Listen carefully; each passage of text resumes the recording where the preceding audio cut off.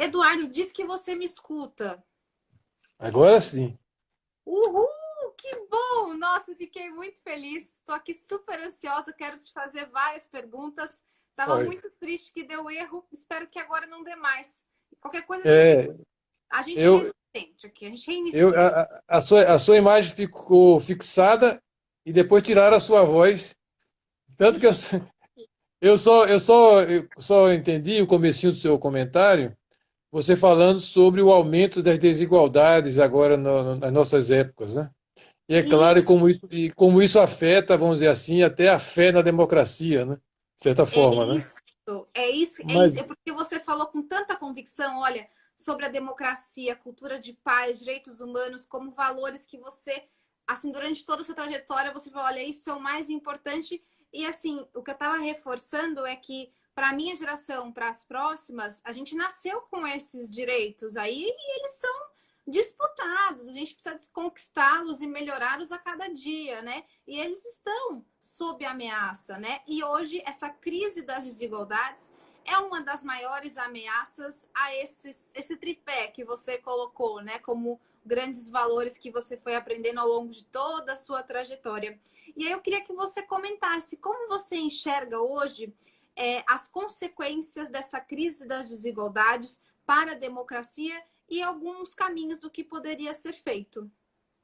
primeiro eu acho que, Malu, a desigualdade existe e ela prejudica, é claro, a fé na democracia, a forma como a democracia funciona, né? E a democracia é questionada o tempo todo nesse aspecto e em outros aspectos, né? Mas é assim mesmo, né? A democracia é um regime que não tem uma marcha contínua, obrigatória em direção a um futuro glorioso, né? Ela é feita a cada momento, com retrocesso, com avanços, com desvios, né? É a cada momento que ela é feita, né? Mas uma coisa que eu não concordo, me desculpe dizer para você, é que a desigualdade hoje é uma coisa pior do que era no século passado e nos séculos passados. Aí precisa ver o patamar de desigualdade que existia no mundo, por exemplo, não vamos chegar à época de Cristo, mas no século XIX e no século XX. Era uma coisa absurda. E aí vamos ser justos com a própria trajetória desses regimes que eu critico, tanto o capitalismo como o socialismo, porque eu sou ambientalista. O ambientalista é um sujeito muito chato que critica tanto o capitalismo como o socialismo. Por quê? É porque quer uma coisa melhor. Mas a gente, hoje, vendo e olhando para trás, tem que ser justo com o capitalismo e com o socialismo que governaram o mundo no século XIX e no século XX. Os avanços de qualidade de vida nesse período que o capitalismo e o socialismo governaram a humanidade, no século passado, o socialismo governou mais de um terço da humanidade durante quase o século inteiro. Então, os avanços que esses tipos de regimes, com todos os seus defeitos, seus problemas, suas violências, seus absurdos, né? Suas guerras, provocadores de guerras, uma atrás da outra no século passado, mas apesar de tudo isso, né, a gente tem que ser justo que tanto o capitalismo como o socialismo avançaram muito na qualidade de vida da humanidade. Não tem comparação. Não tem comparação com o que acontecia e como era a qualidade de vida e a desigualdade entre o nosso século, que continua sendo um problema muito sério, a desigualdade, com o nível de desigualdade que se tinha, o nível de qualidade de vida que se tinha no século XIX e no século XX. Tire, por exemplo, a questão da área da saúde, a expectativa de vida. O avanço na expectativa de vida da humanidade é uma coisa vertiginosa. Na época que Cristo morreu, voltando bem atrás, há 2.000 anos atrás, a expectativa de vida dos homens e das mulheres não passava de 33 anos. Então, eu acho que a gente tem que ter calma nisso, né? A desigualdade é um problema, é um dos problemas que a gente vai continuar enfrentando durante muito tempo, né? Porque é uma difícil solução, prejudica a convivência na democracia, prejudica a fé na democracia, mas não podemos dizer que não houve melhoria da qualidade de vida da humanidade ao longo desses últimos 200, 300 anos de experiência capitalista e socialista nos países do mundo inteiro. Uhum. É, é Não, com certeza. uma coisa muito. Para chegar na conjuntura atual, por exemplo, da desigualdade, né? Uhum. Ainda hoje, Não, com certeza, né? E ainda assim, hoje, pode ainda hoje, falar. para chegar nos dias, nos nossos dias e naqueles 4 temas que vocês estão trabalhando muito bem naquele compromisso que vocês estão divulgando. O caso da saúde, que é a área que eu conheço mais. Mas veja como a democracia e veja como a desigualdade em relação a esse bem, que provavelmente é o bem mais querido, seja de uma família proletária, seja de uma família de classe média ou seja de uma família burguesa, eu duvido que tenha um bem mais precioso do que a saúde. Duvido. Não, não tem. Pois bem, nesse bem mais precioso das nossas famílias proletárias de classe média e ricas do Brasil, esses 30 anos, 30 anos, né, de redemocratização, quando a democracia voltou para o Brasil, depois de um período longo de ditadura militar, de autoritarismo, os avanços que a democracia possibilitou na questão da qualidade e o acesso da saúde no Brasil foram extraordinários. Você é muito nova, não sabe disso, mas antes da Constituinte da democracia, não existia o direito à saúde garantido na lei para 2/3 do povo do Brasil. 2/3 do povo do Brasil não tinha direito legal à assistência à saúde no Brasil. Só 1/3 tinha alguma garantia legal de assistência à saúde, que eram os trabalhadores com carteira assinada, os militares e os servidores civis. Só. Isso não dava, no máximo, uns 30% do povo do Brasil. Os outros não tinham. Foi a constituição da democracia, da redemocratização, que trouxe para o Brasil o direito à assistência à saúde garantido na lei para 100% do povo. Seja eu, uma camponesa quebradora de coco lá no interior do Maranhão, ou uma dona de casa proletária aqui no Grajaú, ou em Guaianazes, ou um sujeito de classe média em Campinas, ou um profissional liberal, hoje a lei garante. E mais, não ficou no papel. Porque diz, não, às vezes esse pessoal utopista inventa coisa, fica na lei no papel, não acontece nada. Não. O Brasil trabalhou durante 30 anos e construiu o Sistema Único de Saúde em 30 anos de democracia, organizando a assistência à saúde para os 100% da população brasileira, porque é 100%, mesmo quem tem direito à medicina privada e pode pagar, algumas categorias de trabalhadores, alguns setores mais ricos, da classe média e da burguesia, eles se servem muito do SUS, muito. Não pense que 100% é bancado pelo plano de saúde dele, não. As coisas mais caras terminam caindo no SUS. E outras coisas mais gerais, só o SUS pode fazer. Os planos de saúde não fazem. Portanto, veja, né? Isso foi construído em 30 anos de trabalho das 5.500 prefeituras do Brasil, dos 27 estados, dos governos federais, dos trabalhadores da saúde. E hoje a gente tem um sistema de saúde organizado que vai do Acre até o Rio Grande do Sul. Ah, mas o povo critica porque ainda. Claro, o povo critica porque quer mais. Porque o povo, a dona de casa que está com a criança chorando numa fila e tem muita gente na frente dela, ela tem razão de reclamar. Mas ela não sabe que antigamente nem fila tinha. Nem esse. Não tinha. Eu fui, para não pensar que eu estou falando do Acre ou da minha querida interior da Bahia ou da Paraíba, eu vou falar aqui para você daqui de São Paulo, da capital, da cidade nacional, da cidade mundial, da maior cidade mundial do hemisfério sul, porque nós somos a maior cidade mundial do hemisfério sul, que as grandes cidades mundiais hoje estão todas no hemisfério norte, o São Paulo é a maior, de todo o hemisfério sul. Pois bem, eu era o responsável, fiz concurso, fiz curso de saúde pública na USP, depois fiz concurso em 1974, 75, e fui ser responsável pela saúde da área bem pobre de São Paulo, ainda na época era muito mais pobre, que era Itaquera e Guaianazes. Itaquera e São Mateus. Guaianazes era minha mulher foi para Guaianazes e eu fui para Itaquera e São Mateus, em 1976.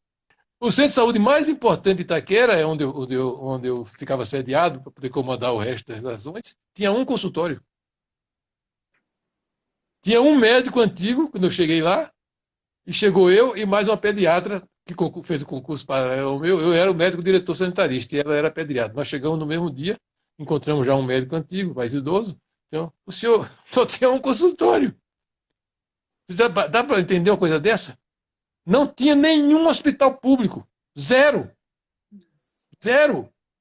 O hospital mais perto da gente tinha que ir lá para Tatuapé. Tatuapé, e naquela época não tinha radial, não tinha Avenida Aricanduva. Era trem. Era o trem que chegava em Itaquera. Né? Você imagine, né? Isso foi em 1976, quando eu fui embora para lá, fui morar lá, trabalhar lá e morei lá muito tempo, eu e minha mulher.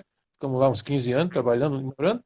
E veja a transformação que como a democracia, com a implantação do Sistema Único de Saúde, fez numa região como aquela, que continua sendo uma região pobre, da cidade de São Paulo. Mudou muito, mas continua pobre, continua com muitas desigualdades, com muitas carências.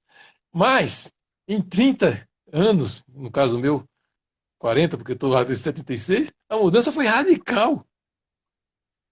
Vários hospitais públicos foram construídos. Temos uma unidade básica de saúde praticamente em todos os bairros, com programa Saúde da Família, com possibilidade de encaminhamento, com programa de vacinação extraordinário. Ao mesmo tempo, as irmãs de Santa Marcelina, essas santas irmãs de Santa Marcelina, construíram o maior hospital filantrópico do Brasil, que trabalha 95% para o SUS.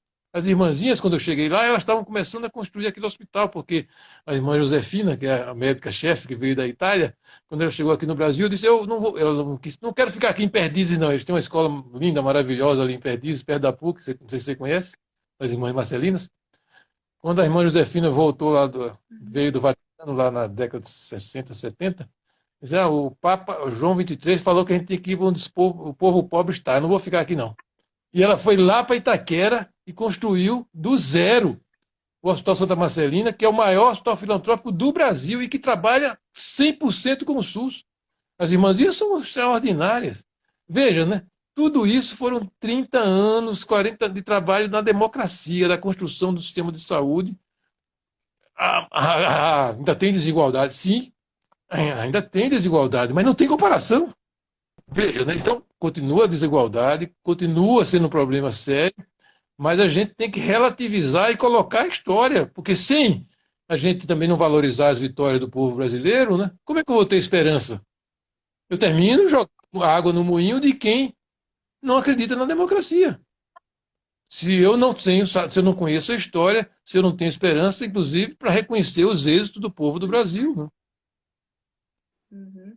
Exatamente, né, Eduardo? E é muito importante você falar dessa palavrinha, esperança, né? Que na ciência política a gente sempre não tem que lutar para nunca deixar que o medo vença a esperança, né? Porque você fala, poxa, se você não olha para todas essas conquistas e essas lutas e os benefícios e como a gente evoluiu e como melhorou, ainda tem muito desafio, muito para avançar, mas olha tudo isso, você acaba jogando, né, como você falou, água no moinho de quem está lutando contra, né, de quem quer menos democracia e quem não se incomoda com o avanço das desigualdades e das injustiças sociais.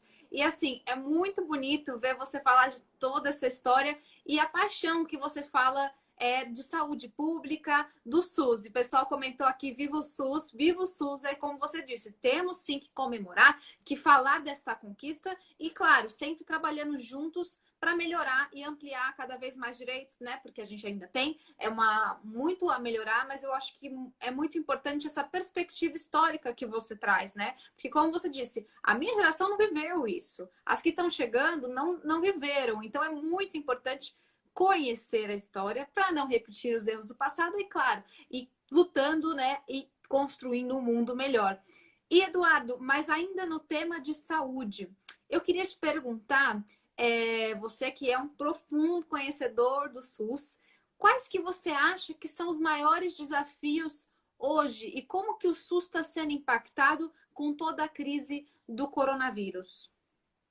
Não, são duas coisas diferentes. Nós fomos atingidos, a humanidade foi atingida pelo míssil do coronavírus e o míssil caiu em todos os países. Né? Então, isso é, vamos dizer assim, uma emergência mundial, né, que a gente está enfrentando, os países, uns mais eficientes e outros menos eficientes, estão enfrentando, com os recursos que têm. Alguns têm um sistema de saúde mais robusto, outros têm um sistema de saúde menos robusto, né? Alguns têm dirigentes políticos e sanitários mais prudentes e outros têm menos prudentes. E, mas, de toda forma, né, são 2 anos, 2020 e 2021, porque nós vamos continuar lutando contra isso em 2021, não tenho a menor dúvida. Ninguém pensa que Papai Noel. Eu acho que nem Papai Noel, inclusive, nem vai vir, porque ele está em grupo de risco, ele nem vai aparecer nesse final do ano. Vai mandar os anões. São os Você, anõezinhos que vão vir guiando. Os anõezinhos é que vão vir guiando as renas, porque ele é grupo de risco, ele nem vai vir. E em 2021, nós vamos continuar batalhando. Eu acho que a gente, enquanto não tiver uma vacina realmente eficiente para conter, os cuidados recomendações da Organização Mundial de Saúde vão ter que ser tomados, né? Todos aqueles cuidados principais da Organização Mundial de Saúde. Então, essa é uma questão muito específica, né, e que os sistemas de saúde nacionais reagiram de uma forma diferente, com mais eficiência ou menos eficiência. O nosso sistema, já falando, tu tem que falar então da pandemia, o nosso sistema, o SUS, Malu, foi muito prejudicado, né, porque o SUS é um modelo de cooperação federativa muito bacana, que nunca existiu no Brasil. Foi a primeira política pública que previu isso, né, que você tem uma política nacional onde a União, os 27 estados e os 5.550 e tantos municípios trabalham juntos num programa comum, com financiamento compartilhado, federal, estadual e municipal, com programas comuns no Brasil inteiro, com tarefas divididas para municípios, estados, para a União. É um modelo de federalismo cooperativo que foi o SUS que começou no Brasil. Agora outras políticas públicas estão imitando, né? Tentando imitar. Mas fomos nós que começamos isso. Ora, um nível, que é o nível federal, que é responsável por 43% do financiamento público e por uma série de orientações básicas, né? Tem um presidente, nós tivemos a infelicidade de ter um presidente da República insano, que não acredita na ciência e que desorganizou e desautorizou o próprio ministro, os próprios ministros da saúde que ele mesmo nomeou. E pior, porque quando você está combatendo uma epidemia, Malu, uma coisa muito importante, 40% do combate à epidemia é comunicação. Tem que ter hospital, tem que ter trabalho dos centros de saúde, do agente comunitário, dos médicos, das enfermeiras, etc. Mas a comunicação das autoridades sanitárias, do prefeito, do governador, do presidente, com a população, explicando o que está acontecendo e pedindo que a população coopere e aceite alguns sacrifícios que realmente o isolamento social é um sacrifício, prejudica a atividade econômica, prejudica a atividade do trabalhador informal, é um sacrifício para a gente. O distanciamento dos nossos netos é uma tortura. Então, e se eu tenho uma pessoa lá em Brasília dizendo que não precisa fazer nada disso, que é errado fazer isso, que não se deve fazer isso. Então, o Brasil foi muito prejudicado com isso, muito. E o Sistema Único de Saúde, ainda bem que no nível municipal e estadual, tocou a vida dele, independente lá de Brasília. Mas isso significou que nós estamos tendo muito mais mortes do que teríamos normalmente se tivesse uma cooperação, uma organização entre os 3 níveis de governo. Claro, ia morrer gente, como morreu na Alemanha, que é o país mais organizado, com o sistema mais organizado e com a dirigente, que é a Angela Merkel, que é a maior estadista do mundo na atualidade. Né? Uma mulher sensacional, extraordinária, é fenômeno. Mesmo na Alemanha morreu gente. Mesmo na Alemanha, que tem a melhor governante, que tem o melhor sistema político, tem o melhor sistema de saúde. Então aqui também morreria. Mas não seriam 100 mil, 150 mil que nós vamos ter. Grande parte dessas mortes tem que ser computada na irresponsabilidade do presidente da República. Mas, apesar disso, o SUS está aí, batalhando os trabalhadores, as enfermeiras, os médicos, os secretários de saúde, batalhando de forma bravamente, né, dando conta do possível, com esse prejuízo. E tanto que isso é hoje um fato, Malu, que o reconhecimento do Sistema Único de Saúde hoje, nessas dificuldades, e mesmo com essas mortes, é maior do que era há 2 anos atrás. Porque, como nós temos um subfinanciamento, o SUS é muito pouco financiado. A gente recebe para trabalhar desde a vacina até o transplante do coração, que o SUS faz 99% dos transplantes de coração, de rim, tudo. Os transplantes em geral no Brasil, 99% são feitos pelo SUS. SUS. Então é desde a alta tecnologia até uma tecnologia da atenção básica. Nós trabalhamos com R$ 3 por pessoa por dia. Desde o início até hoje, o SUS trabalha com para fazer tudo, R$ 3 por pessoa por dia. Mas isso foi assim lá no começo, está sendo assim aqui. Mas além do subfinanciamento, né, a gente teve esse problema do boicote de Brasília. Mas apesar disso, quero chegar no ponto do reconhecimento.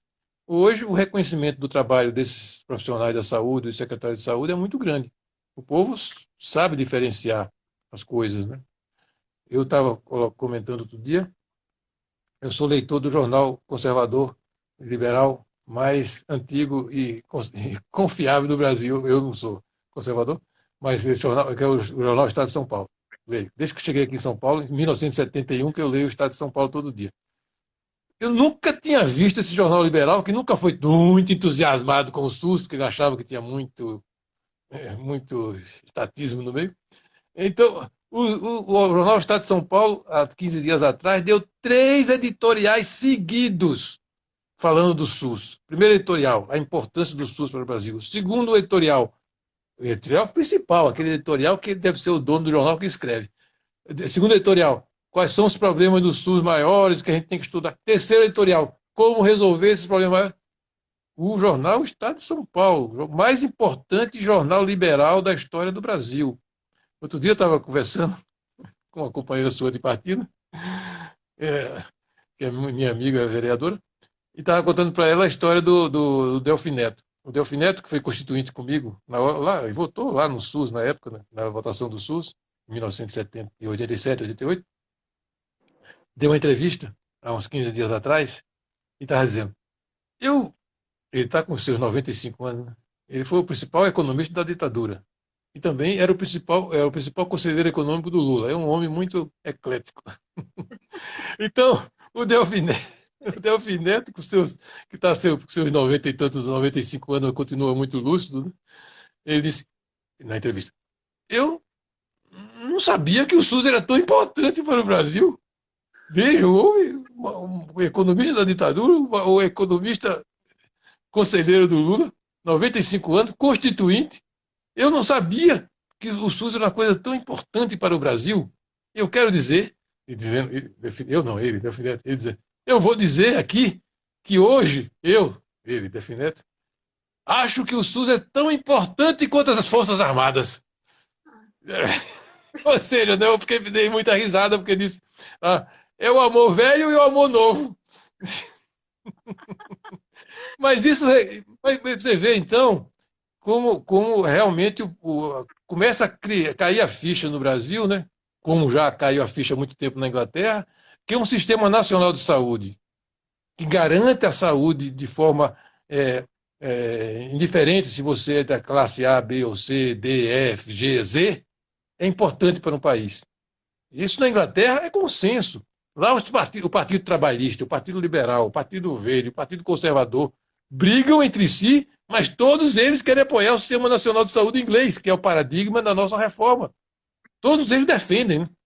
Na última eleição do Boris, que o Boris ganhou, o Boris Johnson ganhou contra o Partido Trabalhista, a disputa era quem apoiava mais o Sistema Nacional de Saúde inglês, né?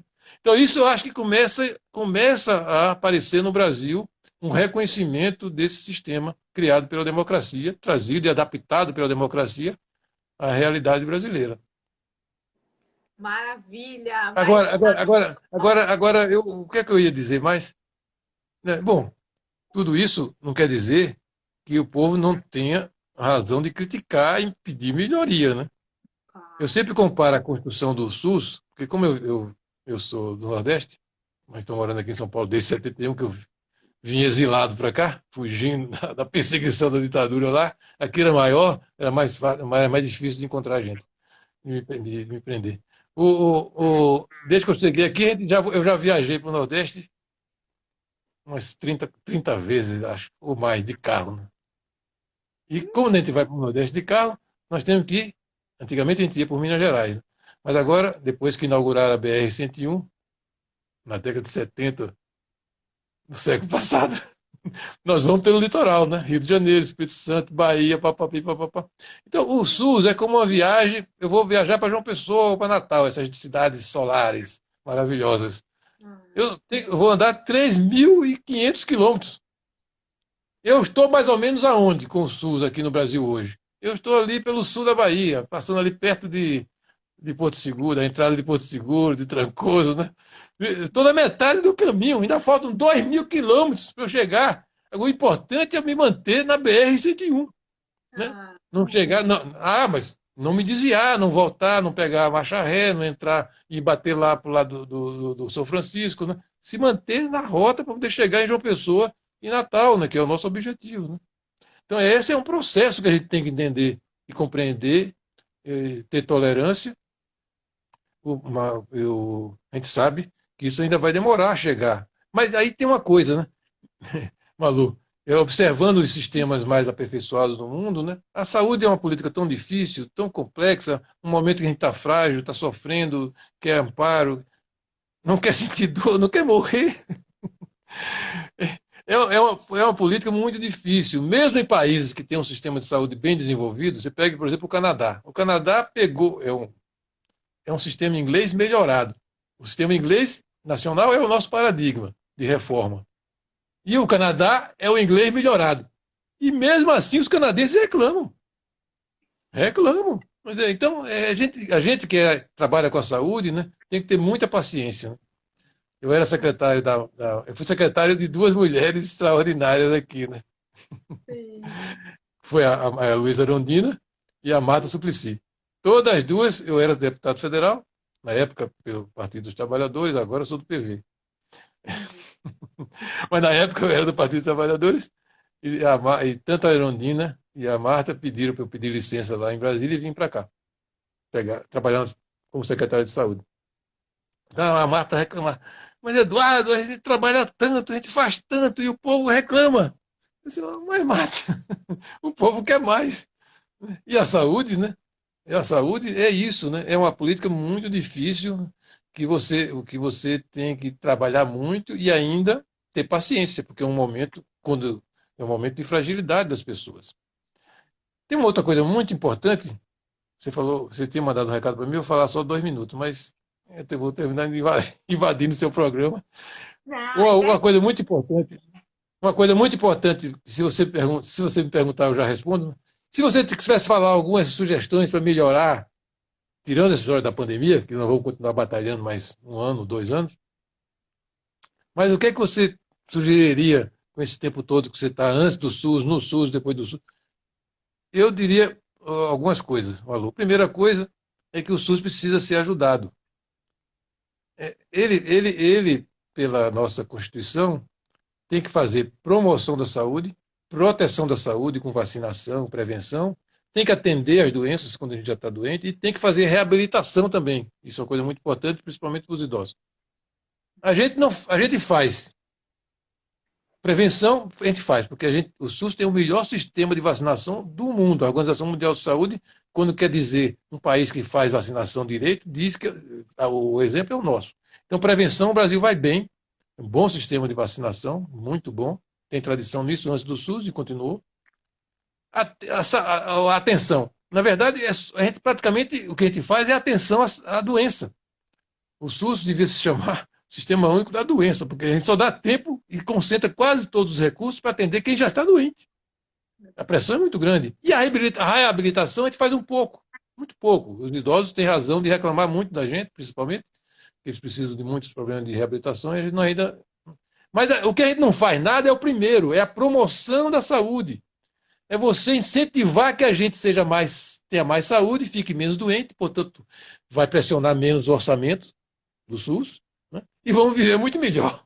É muito melhor viver com saúde, né? Então, esse item que você promover a saúde, evitar que a gente fique doente, nisso o SUS não tem fôlego.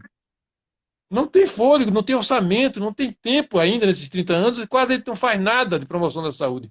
Então, o SUS precisa ser ajudado. Ajudado por quem? pela política de transporte, pela política pública de transporte, pela política pública moradia, pela política pública agricultura, pela política pública alimentação saudável, pela política pública pela combate à poluição do ar que nos envenena nas cidades. Então, todas essas outras áreas, essas outras políticas públicas, têm que ajudar o sistema único de saúde, né, com a questão da promoção da saúde, para que, tendo mais saúde, eu fique menos doente, e onere menos e pressione menos o orçamento do SUS, e eu viva melhor, porque a saúde é a coisa melhor que tem. Então, esse é o primeiro item que eu diria, né? A gente no Brasil não ajuda o SUS. As outras políticas públicas não nos ajudam. Não nos ajudam. Como é que o SUS vai fazer com a poluição do ar da cidade de São Paulo, de Recife, de Brasília, de Porto Alegre, de Salvador, da minha cidade natal? A gente tem tempo, a gente tem condições, a gente tem instrumentos para limpar o ar assassino que envenena você. A cada dia, cada vez que você respira, você está sendo envenenada, o seu sistema respiratório, o seu sistema cardiovascular está sendo envenenado por um ar poluído. Poluído por quem? Pelas motos, pelos caminhões, pelos ônibus, pelos carros desregulados. Ninguém no Brasil fiscaliza para impedir que os carros, os ônibus, as motos, os caminhões, pelo menos poluam o que eles foram autorizados a poluir quando saíram da fábrica. Porque cada um deles esse é o sistema, né? É autorizado a fazer uma poluição legal. Eles não regulam os carros, não regulam os automóveis, não regulam as motos e ficam poluindo 2, 3, 4, 5, 6 vezes mais do que foram permitidos quando saíram da fábrica. E isso vai te envenenar, vai te adoecer, vai matar as pessoas na cidade de São Paulo. E ninguém toma providência para isso. O SUS, o que é que faz?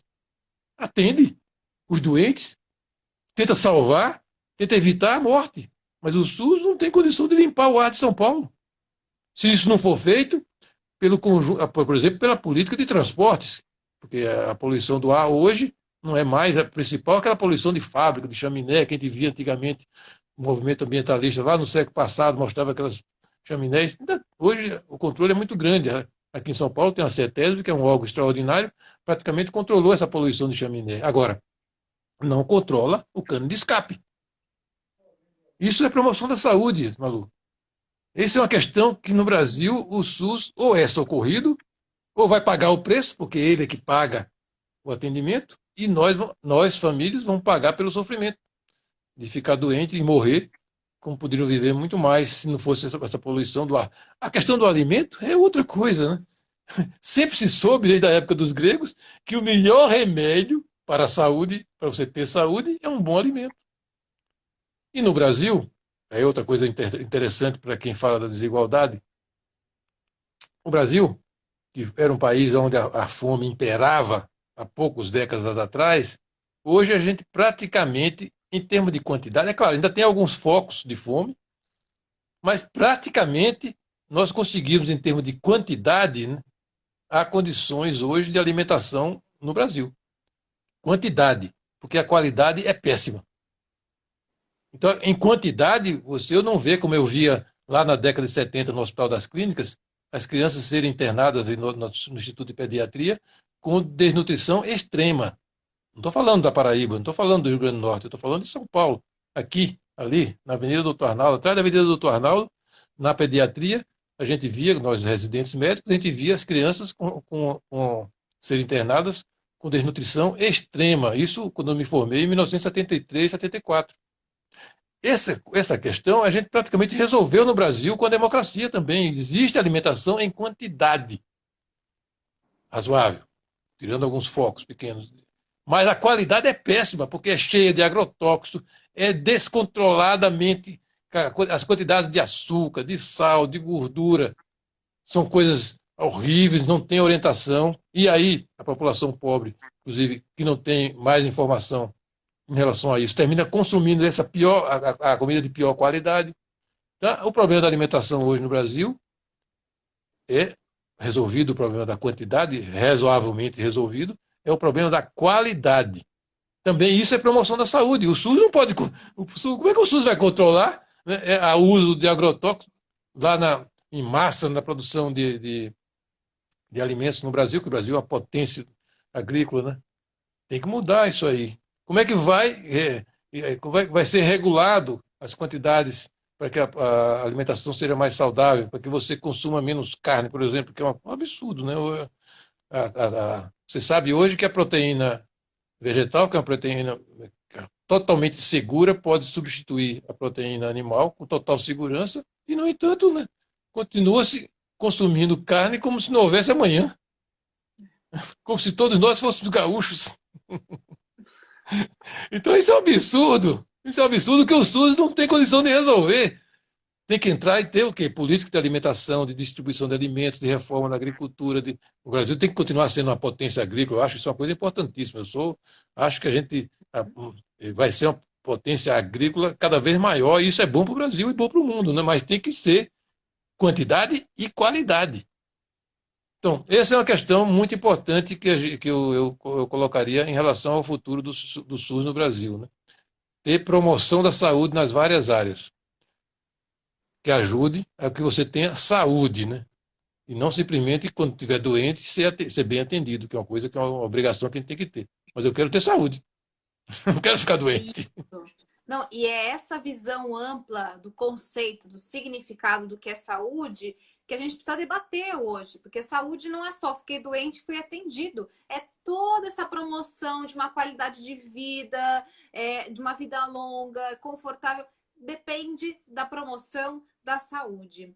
E Eduardo, eu tenho uma coisa que eu quero muito te perguntar, que eu acho que você falou muito bem, assim, não só da história do SUS, da importância de como ele está configurado, dos desafios e do que é a saúde, do que é o papel do SUS, do que não é, do que é papel de outras políticas públicas que não estão sendo feitas como deveriam, e aí acabam sobrecarregando o SUS no que diz respeito à atenção à doença, né? Em vez da gente prevenir e promover a vida e a saúde. A questão, né? E você até se colocou, se falou algumas vezes durante a live, sou ambientalista. E quando a gente ouve esse conceito ambientalista, a gente já pensa verde, meio ambiente. E até eu estava participando de uma discussão na semana passada, e até foi uma provocação, o Raul, né, postou, fez uma super matéria na Veja de São Paulo falando da má distribuição do verde aqui na cidade, né? Que onde há áreas verdes e parques, não há muitas pessoas morando ao entorno, e onde tem muita densidade, muitas pessoas vivendo, há nada de área verde, né? E aí eu queria muito te perguntar sobre isso, assim, a partir da sua visão ambientalista, e se você puder explicar um pouquinho também para quem está acompanhando, desse desafio da gente ampliar, e eu sei que você tem muita experiência nisso, áreas verdes hoje nos grandes centros urbanos, como é o caso de São Paulo. Como que a gente, de repente, pode levar mais pessoas, aumentar a densidade em torno das áreas verdes? Esse seria um caminho. Ou como a gente amplia também as áreas verdes para as outras áreas densas da cidade? Queria muito te ouvir sobre isso. Eu vi o banner que você colocou. Você colocou que eu sou um dos cofundadores do SUS e sou ambientalista. Eu, por uma questão de justiça, eu queria só até corrigir. Cofundador do SUS, só se eu estiver junto com milhares de pessoas. Porque é verdade que eu era o deputado constituinte, estive lá nas votações, negociei, etc. E tal, depois na lei regulamentadora, fui realmente aqui com a Marta, que quem fez a implantação do SUS na cidade de São Paulo, já no ano 2000, que São Paulo começou muito atrasado o SUS, porque o Maluf não queria o SUS. São Paulo só começou a implantar, a capital, né? O estado não. Mas a capital só começou a implantar o SUS no ano 2000, com 10 anos de atraso, né? Em relação às outras cidades. Mas na verdade, essa primeira correção, o SUS é um produto de trabalho de milhares de pessoas, trabalhadores da saúde, profissionais da saúde, professores universitários, cientistas, que levaram todas as suas ideias à Constituinte.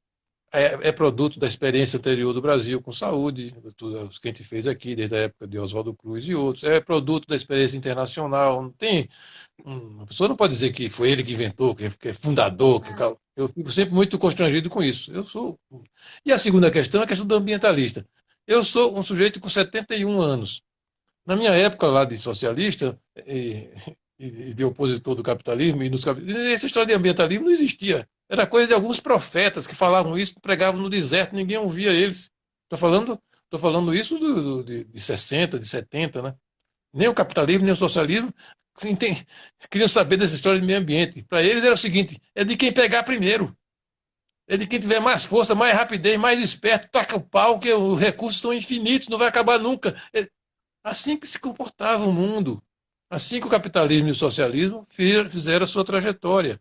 E mesmo assim, como eu te falei, fizeram coisas boas, né?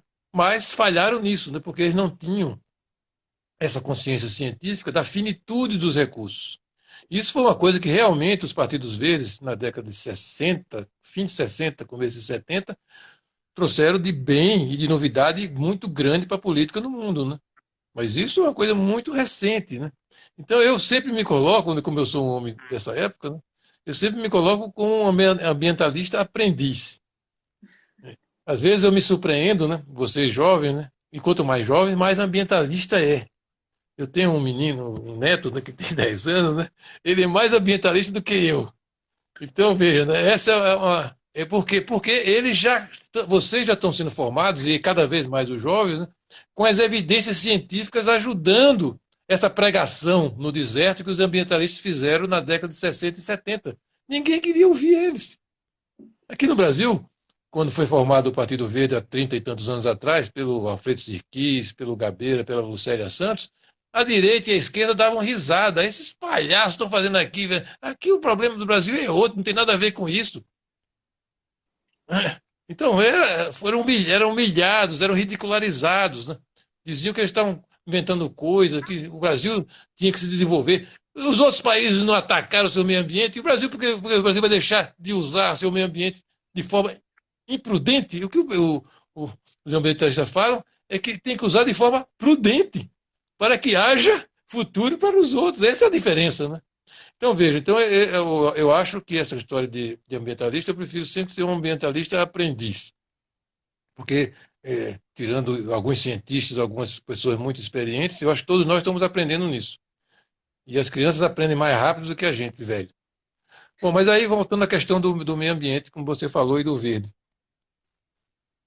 Essa questão no começo, inclusive os ambientalistas, na década de 60 e 70, eles se preocupavam muito com a perda de biodiversidade, a erosão da biodiversidade, a extinção das espécies, a extinção o prejuízo de biomas, a poluição e os prejuízos para a saúde. Né?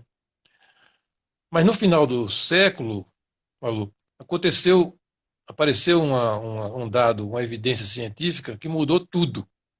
Inclusive, aprofundou e potencializou o discurso desses primeiros ambientalistas que nós não queríamos ouvi-los no século passado. Nós não ouvimos, nem a esquerda nem a direita. Foi quando as evidências científicas mostraram, e a ONU, a Organização das Nações Unidas, convocou aquele encontro aqui no Rio de Janeiro em 1992, na época era do governo Collor de Mello, e tinha um ministro muito bacana, chamado professor José Goldenberg. Você já ouviu falar do José Goldenberg? Que o José Goldenberg é a maior autoridade em energia do Brasil e uma das maiores do mundo. Ele era ministro do Collor de Mello, na época do Collor, e foi ele um dos organizadores desse encontro da ONU aqui em 1992. E o que é que a ONU disse em 1992?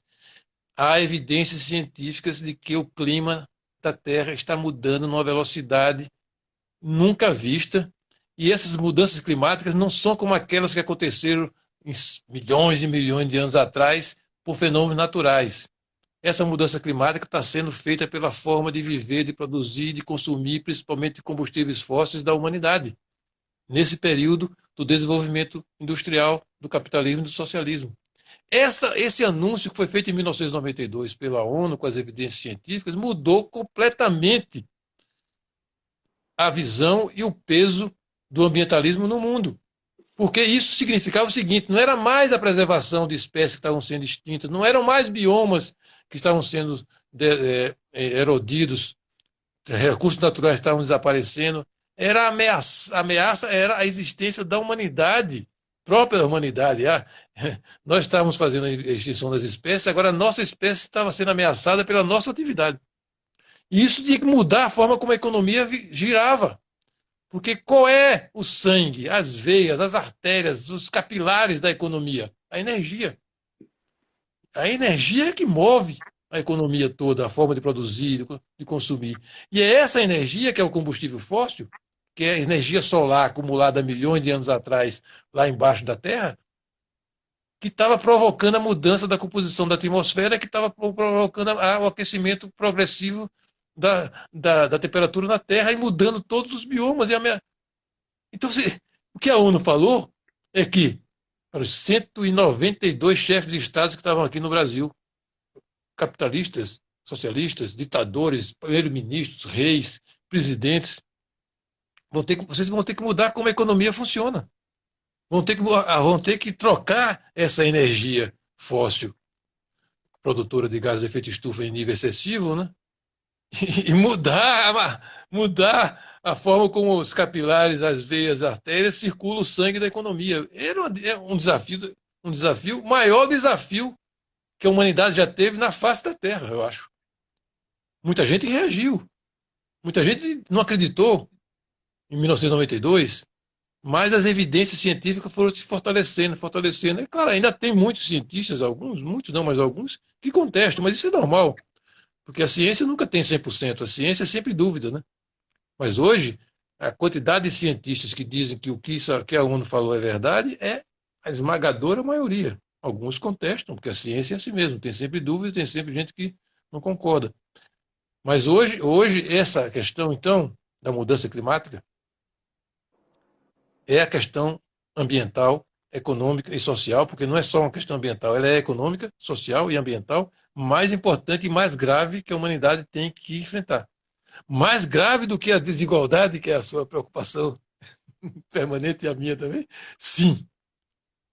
Eu quero dizer, com toda a minha tradição de minha formação, eu digo, né, que a questão da mudança climática é mais grave do que qualquer problema que a gente tem que enfrentar, inclusive a desigualdade.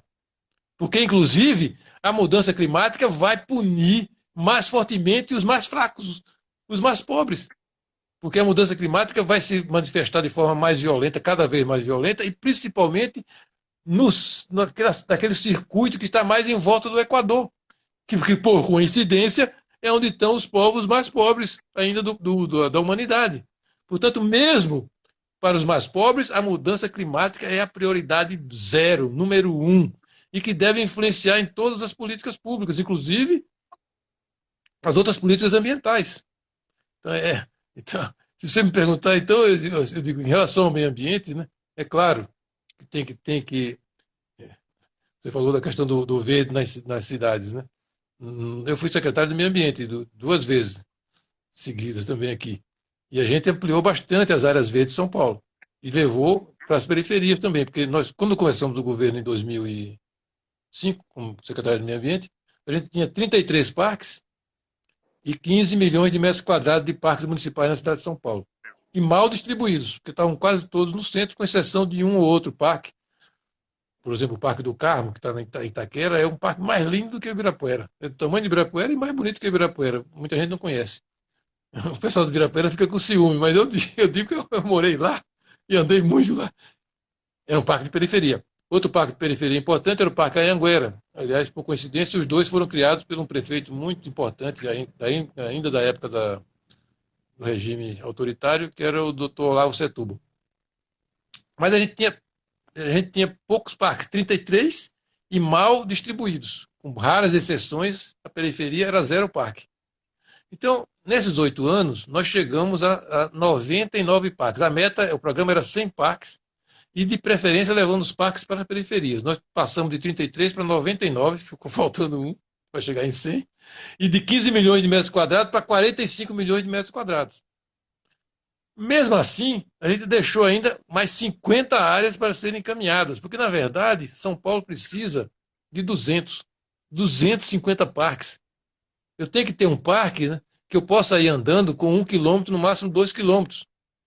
O Ibirapuera, por exemplo, é um parque da cidade inteira. Sempre o pessoal do Grajaú, de Parelheiros, de Guaianazes, que tem direito a vir para o Ibirapuera. O Ibirapuera não é somente da Vila Mariana, de Moema, como algumas pessoas pensam, né? É um parque da cidade inteira. porque tem equipamentos muito bacanas, que foi a cidade todinha que investiu. Mas, e, portanto, Ibirapuera é da cidade inteira, não é só daqui do entorno dele. Todo mundo tem direito a vir aqui. E é uma coisa linda você ver o Ibirapuera no domingo, no sábado, quando aquele viaduto que tem ali que sai do antigo Detran, lotado de gente da periferia chegando, é uma coisa emocionante. Mas isso não quer dizer que eu que sou dono de casa, que moro em Perus, em Grajaú, em Guaianazes, em Brasilândia, não devo ter um parque perto da minha casa para poder ir eventualmente durante a semana, para o meu filho poder ir durante a semana. Então tem que haver parques distribuídos pela cidade inteira. E eu acho que agora, depois desse programa nosso de 100 parques, que foi abandonado, infelizmente, os outros governos não deram sequência, aquelas 50 áreas que a gente deixou prontas, prontas não, bem encaminhadas, com declaração de utilidade pública, com projetos de encaminhamentos, só fizeram 6 ou 7 em 8 anos, dos 50. E alguns, inclusive, deixaram invadir, inclusive mananciais. Parque em Mananciais, no lugar que produz água para 5 milhões de habitantes, já tinha declaração de utilidade pública, deixaram invadir, revogaram a declaração de utilidade pública e entregaram para uma invasão, para invasões na beira da Guarapiranga. Isso aconteceu nesses dois últimos períodos, infelizmente. Então eu acho que a gente tem que realmente voltar em São Paulo, ter ousadia e dizer o seguinte: a gente quer agora 200 parques. E planejar. Cada gestão de governo dá para organizar e implantar uns 50. Dá para organizar e implantar uns 50. Então, com 2 gestões, a gente dá para chegar em 200 parques. E aí não vai ter mais essa história de ter uma subprefeitura que não tenha parque. Não vai ter mais essa história de ter um local que que eu não consiga chegar num parque andando 1 ou 2 quilômetros no máximo. Isso eu acho que é um direito urbano de quem mora numa cidade como essa. E está provado que isso também tem influência na saúde. Está provado que a possibilidade de você ter uma área verde onde você possa caminhar, você possa meditar, onde as crianças possam brincar e conviver. Hoje tem uma reportagem no Estado de São Paulo, novamente meu jornal preferido, que fala o seguinte, não foi não, foi na UOL, vou corrigir, que mostrando que as crianças que têm contato com o verde na primeira infância, nos primeiros anos, eles têm que ir mais elevado. É claro, porque a diversidade de experiências que ele tem em contato com a natureza, essa sim, de uma variação infinita de problemas, de situações que ele pensa, que ele articula, é extraordinário. Né? Realmente é importante para a saúde, é importante para o desenvolvimento, para a inteligência das crianças, é um direito urbano. E dá para fazer. É coisa barata. É barato. É só você procurar as áreas, preservar as áreas. Uma coisa, é o equipamento público, os equipamentos públicos de saúde, de educação, são complexos de cultura, né? Mas o equipamento, o parque, é você preservar o que Deus criou. É a coisa mais fácil que tem, né? Ai, caramba, eu tô aqui só sonhando com esse monte de parque em São Paulo, Eduardo. E assim, eu acho que a gente eu vou dar uma dica para você. fala. Ultimamente eu fui estudar o plano diretor mais novo, que foi aprovado acho que em 2014, tinha um plano diretor ainda da época da Marta, que foi o Jorge Wilhelm que fez, mas agora em 2014 foi aprovado um outro. E, esses planos diretores, né, eles prometem tudo e mais alguma coisa. Então, lá na área verde, Malu, tem umas 200 áreas mapeadas onde podia ter parque. É só pegar o plano diretor e ir atrás e tirar do papel. Tá lá, aquelas 50 áreas que a gente deixou, e mais umas 100 que outros acharam e botaram, tá tudo lá no plano diretor, mapeado uma por uma. É só o governo municipal ir atrás e é o equipamento mais assim pronto que já existe, né? Porque grande parte dele, no máximo que a gente tem, é recuperar o que a gente estragou, o que Deus criou, né? Por exemplo, os parques lineares, que foi uma coisa que a gente começou aqui em São Paulo, não tinha essa tradição de parques lineares em São Paulo, é uma coisa que na Europa já fazem há muito tempo. Em Washington, por exemplo, tem parques lineares que saem do Potomac e atravessam o Washington inteirinho. áreas lindas por dentro da cidade, né? De cada lado daqueles córregos tem 30, 40, 100 metros de proteção pelo meio da cidade, pelos meandros da cidade. Então isso não tinha tradição aqui em São Paulo. Pelo contrário, São Paulo tem a tradição de tapar os rios, jogar esgoto em Tá, rio. É uma coisa Ricardo, deixa louca, eu só. absurda. Desculpa te interromper, é que o Instagram acabou de me mandar uma mensagem falando que em 1 minuto ele vai encerrar a nossa ligação aqui, porque ele tem o prazo de 1 hora. E aí eu É, queria então tá pedir para bom. você mandar um beijo aí. Eu queria agradecer muito essa aula. Por mim, ficava aqui mais 3 horas te ouvindo. Mas manda aí um beijo pro pessoal que está assistindo e que vai assistir depois. E manda aí um recado para São Paulo. Bom, pessoal, então eu não vou. O Instagram não quer que eu fale dos parques lineares, o que eu posso fazer? Mas parque linear é uma coisa que deve ser estudada, é possível fazer, é muito bacana. Vão atrás dos parques lineares que São Paulo merece. Parque Linear, plano diretor, 200 parques. Vamos atrás e vamos juntos. Eduardo, muito obrigada pela aula. Foi incrível. Vamos marcar próximas. Eu amei, o pessoal adorou. A gente tem aqui 10 segundinhos antes de cair. Então, um beijo para você. Se cuida e a gente segue juntos nessa luta.